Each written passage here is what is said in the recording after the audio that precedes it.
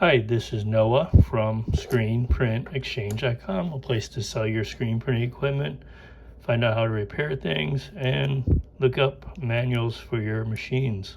So we're back at this with this Channellock model 927. I had somebody ask me about a part that they broke on it.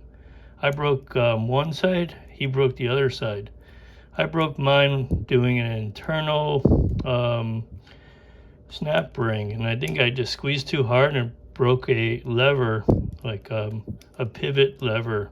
But the other guy broke or stretched out the, there's a funny kind of spring in here, and I think he probably did it doing an internal, or I can't remember, internal, external, and maybe he pushed too hard as well and stretched out that spring, but I don't know. So maybe there's two faults on this. So I'm going to take this apart. I did loosen it prior. Where is it? One side has a special bit, and the other side has just a regular Phillips. So there you go. So this comes apart, so I'm just holding it. I've taken this apart about 3 or 4 times, so, but I haven't done it recently. So there's always a surprise. There you go. So that's a female.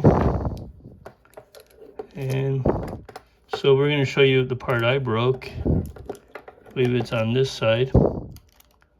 So I'm also missing the cone, double cone spring that goes from here to here.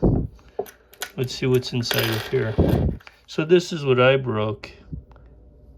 So, well, there's this lever with the paddle, and it switches back and forth.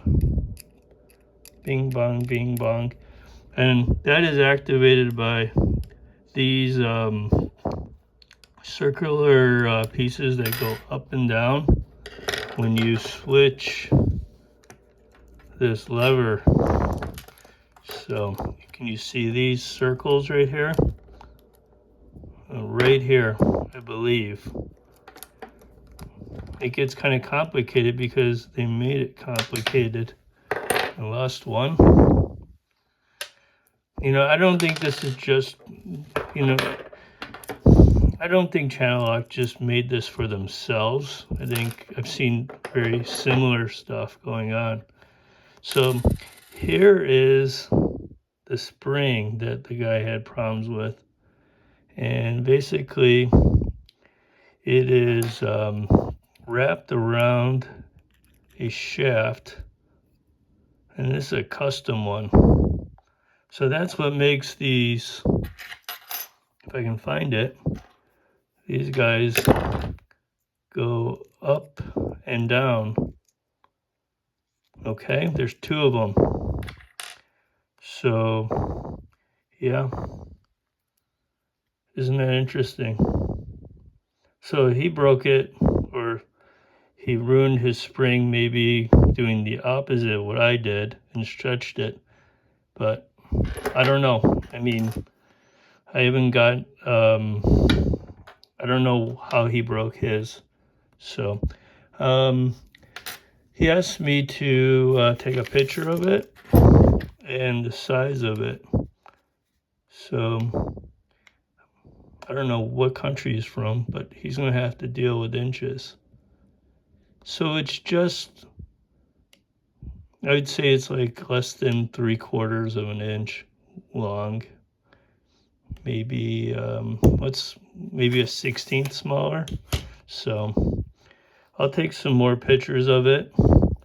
So they basically use the same thing on both sides. You know, I was going to weld this piece, but I lost it somewhere. That's what happens when you clean your room. So I'll find it next time I clean it. Okay, but on the good news, because this is just junk, I found a a very old Rotor Clip RP-200 external pliers. There, I think it is great. It was all rusty, so I like that.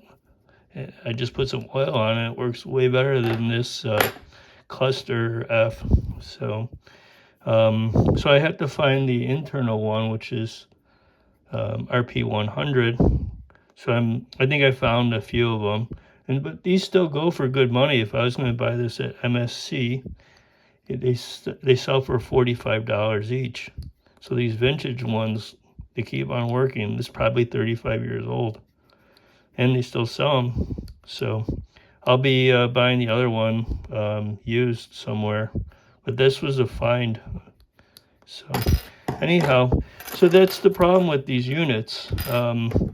I'm not a big fan of anything that does more than one thing for tools, for the most part, because they simply, you know, they're trying to do too many things at once. So I'm going to do another video of me putting this together, and hopefully I'm not swearing and not. So that's it. Thank you. Bye.